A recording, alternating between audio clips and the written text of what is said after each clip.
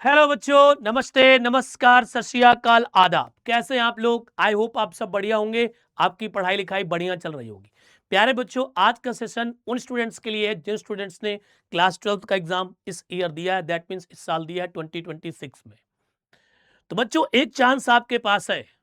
अगर आप भी एक सब्जेक्ट में फेल हो गए हैं और आप चाहते हैं कि सर मैंने पूरे साल भर मेहनत की है, मेरे मम्मी पापा ने मेरी पढ़ाई पर पैसा खर्च किया है और मैं चाहता हूं कि मेरा साल बच जाए, तो बच्चों आप बिल्कुल सही सोच रहे हैं और आप अपना साल बचा सकते हैं। अपने मम्मी पापा की मेहनत की जो कमाई है उसका आप सदुपयोग भी कर सकते हैं। अब पूछेंगे सर कैसे? तो उसका बच्चों सिंपल सा आंसर है कि यूपी बोर्ड ने भी कंपार्टमेंट परीक्षा स्टार्ट कर दी है। आपने बिल्कुल सही सुना है बच्चों, यूपी बोर्ड में भी अब होगी कंपार्टमेंट परीक्षा, जिसका मतलब यह होता है कि जो स्टूडेंट्स एक सब्जेक्ट में फेल हैं वो दोबारा से उस सब्जेक्ट का पेपर दे करके पास हो सकते हैं। तो उसके बच्चों फॉर्म आ चुके हैं, उसी से रिलेटेड आज का सेशन मैं लेकर के आप लोगों के लिए आया हूं। तो चलिए स्टार्ट करते हैं आज का सेशन और जानते हैं कि जो स्टूडेंट्स हैं उनके जो मोस्ट इंपॉर्टेंट क्वेश्चंस होते हैं वो कौन कौन से होते हैं और उनके आंसर पर भी धीरे धीरे हम लोग एक एक करके डिटेल्स में बातचीत करने वाले। सबसे पहले बच्चों का क्वेश्चन होता है कि सर फॉर्म तो आ गया, इसकी लास्ट डेट कब है? क्योंकि हमारे यहाँ ऐसा होता है कि हम लोग लास्ट डेट का ही वेट करते रहते हैं। कोई भी फॉर्म अगर सबमिट करना होता है तो लास्ट डेट के आसपास ही जाकर हम लोग पूरी तैयारी में आते हैं, जोश में आते हैं। फिर क्वेश्चन बच्चों का होता है कि सर फॉर्म कौन कौन लोग भर सकते हैं, कौन सा स्टूडेंट फॉर्म फिल कर सकता है। अगला क्वेश्चन आता है कि सर फॉर्म भरने के लिए हमारे पास कौन कौन से डॉक्यूमेंट्स चाहिए। और सबसे इंपॉर्टेंट क्वेश्चन होगा कि सर एग्जाम कब होगा। पढ़ाई तो स्टार्ट करें अभी नहीं, क्योंकि लास्ट टाइम भी आप लोग बिल्कुल पूरी तरह से एक्टिव होते हैं। तो बच्चों सीरियस हो जाइए, एग्जाम जुलाई में ही होगा। आपका कब होगा बच्चों? जुलाई में।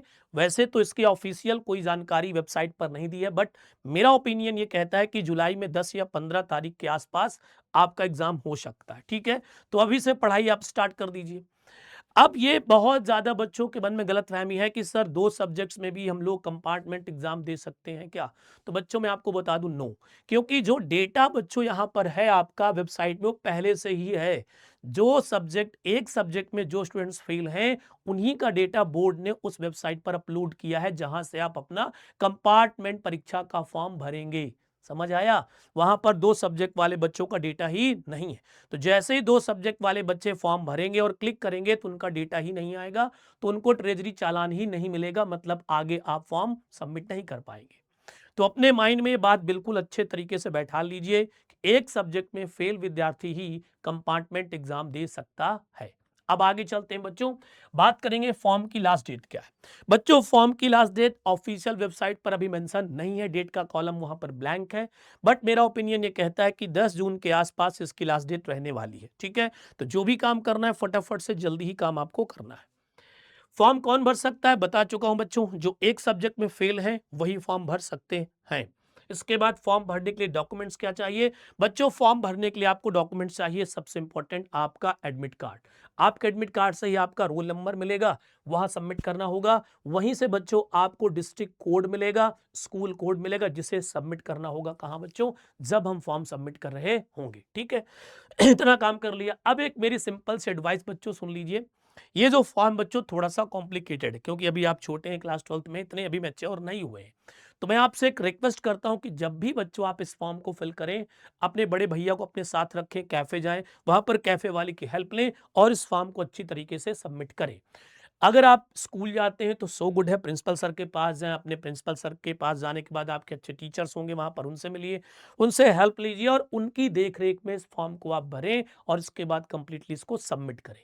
क्योंकि ये फॉर्म ऑनलाइन के साथ साथ बच्चों ऑफलाइन भी भरा जा सकता है और ऑनलाइन भरने के बाद भी सारा प्रिंट आउट निकलवा करके एक एनवलप के अंदर इसको आपको भेजना है अपने क्षेत्रीय कार्यालय में। ठीक है बच्चों, अब जानते हैं कि सर जी इसको हम भरेंगे कैसे। तो आइए बच्चों आपको बताते हैं कि इस फॉर्म को आप कैसे भर सकते हैं। सबसे पहले आपको गूगल पर जाना है। कहाँ जाना है प्यारे बच्चों? गूगल पर। गूगल पर आपको सिंपल सा यहाँ पर यूपीएमएसपी टाइप करना है। जैसे आप यूपीएमएसपी टाइप करेंगे कुछ इस तरह का बच्चों इंटरफेस निकल करके आएगा। फर्स्ट वेबसाइट नहीं, सेकंड वेबसाइट में आप देखेंगे बच्चों यहाँ पर इंप्रूवमेंट कंपार्टमेंट डैशबोर्ड है। यहाँ पर बच्चों आपको क्या करना है? क्लिक कर देना है। जैसे ही आप यहाँ पर क्लिक करते हैं कुछ इस तरह का बच्चों आपको इंटरफेस नजर आ जाएगा। यहां पर आप देख रहे हैं बच्चों अंतिम तिथि, लास्ट डेट का कॉलम बच्चों क्या है? ब्लैंक है। ठीक है, तो इसके लिए हमें नहीं परेशान होना, बस हमें फॉर्म सबमिट करना है। 10th वालों के लिए इधर है, 12th वालों के लिए इधर है। सबसे इंपॉर्टेंट चीज सुन लीजिए क्या लिखा है। आवेदन पूर्ण करने के पश्चात आवेदन पत्र को डाउनलोड एवं मुद्रित करें और ट्रेजरी चालान की मूल प्रति संलग्न करके अपने संबंधित क्षेत्रीय कार्यालय को रजिस्टर्ड डाक द्वारा प्रेषित करें। जब भी आप पूरा फॉर्म सबमिट करेंगे ऑनलाइन, उसका सारा प्रिंट आउट आपको निकलवाना है, और जो ट्रेजरी चालान आपको मिलेगा बैंक जाकर आप जब उसकी फीस सबमिट करेंगे, 306 या 309 310 रुपए के आसपास इसकी फीस है।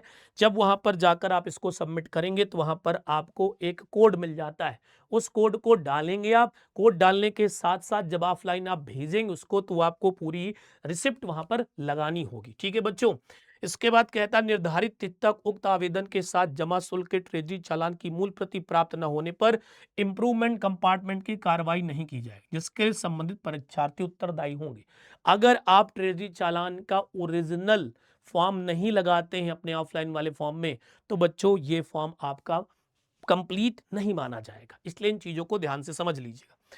इसके बाद बच्चों करना क्या है, आपको ट्रेजरी चालान आपको डाउनलोड करना है। देखो अभी यहाँ पर कुछ सर्वर इधर बता रहा है खुल नहीं रहा है, बट कुछ दिन में ये सारी चीजें बच्चों आपको मिल जाएंगी। ठीक है, इसलिए आपको बिल्कुल भी टेंशन लेने की कोई नीड यहाँ पर नहीं है। तो इसीलिए मैं बार बार आपसे बोल रहा हूँ कि आप कैफे जाइए, अपने स्कूल जाइए, वहां से इन चीजों देखिए।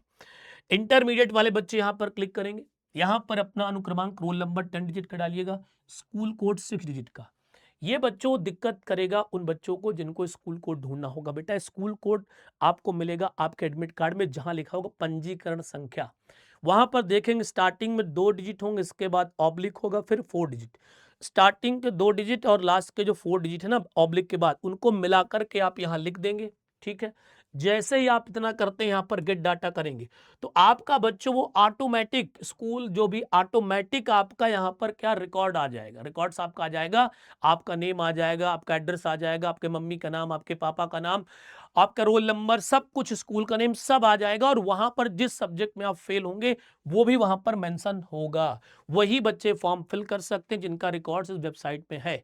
अगर आपका गेट डाटा नहीं ले रहा, डाटा आपका नहीं मिलता है, तो आप फॉर्म सबमिट नहीं कर सकते। ये बात सुन लीजिए।